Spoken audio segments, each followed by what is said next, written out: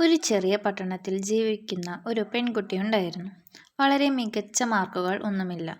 വലിയ പണക്കാരിയല്ല. കാണാൻ പ്രത്യേക സൗന്ദര്യമില്ല. ക്ലാസ്സിൽ അവൾ എപ്പോഴും പിന്നിലെ ബെഞ്ചിലായിരുന്നു. പക്ഷെ ഒരു കാര്യം എല്ലാവരും ശ്രദ്ധിച്ചിരുന്നു. ആരെങ്കിലും സംസാരിച്ചാൽ അവൾ ശ്രദ്ധിച്ചു കേൾക്കും. സൗമ്യമായി സംസാരിക്കും. സഹായം ചെയ്താൽ അതിനെക്കുറിച്ച് വലിയ കാര്യമായി പറയില്ല.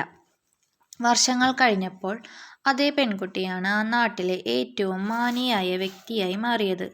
മാർക്കുകൾ കൊണ്ടല്ല, പണം കൊണ്ടല്ല, പക്ഷേ അവളുടെ പേഴ്സണാലിറ്റി കൊണ്ടാണ്.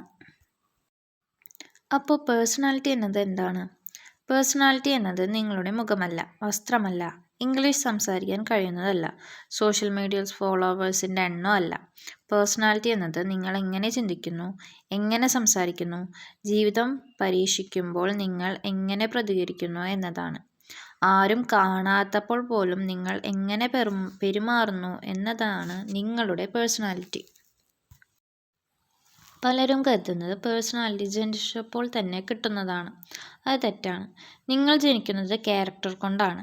പക്ഷേ പേഴ്സണാലിറ്റി നിർമ്മിക്കപ്പെടുന്നതാണ്. പേഴ്സണാലിറ്റി ഒരു നാൾ കൊണ്ട് ഉണ്ടാവുന്നതല്ല. അത് ദിവസേനയുള്ള ചെറിയ കാര്യങ്ങളിലൂടെ വളർന്നു വരുന്നതാണ്. നിങ്ങൾ വീട്ടിൽ മാതാപിതാക്കളോട് സംസാരിക്കുന്ന വിധം, സുഹൃത്തുക്കളോട് പെരുമാറുന്ന രീതി, ദേഷ്യം വന്നാൽ നിങ്ങൾ എന്തു ചെയ്യുന്നു, പരാജയം വന്നാൽ കൈവിടുമോ, പഠിക്കുമോ എന്നത്, ഇവയൊക്കെയാണ് നിങ്ങളുടെ പേഴ്സണാലിറ്റിയെ രൂപപ്പെടുത്തുന്നത്. നല്ല പേഴ്സണാലിറ്റി ഉണ്ടാകാൻ വലിയ പണം വേണ്ട, വലിയ ഡിഗ്രി വേണ്ട, അവസരം കാത്തിരിക്കേണ്ട. ചെറിയ മാറ്റങ്ങൾ മതി.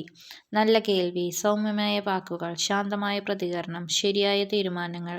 ഇന്ന് തന്നെ തുടങ്ങാം. കാരണം പേഴ്സണാലിറ്റി ജനിക്കുന്നതല്ല, ദിവസേന നിങ്ങൾ സൃഷ്ടിക്കുന്നതാണ്.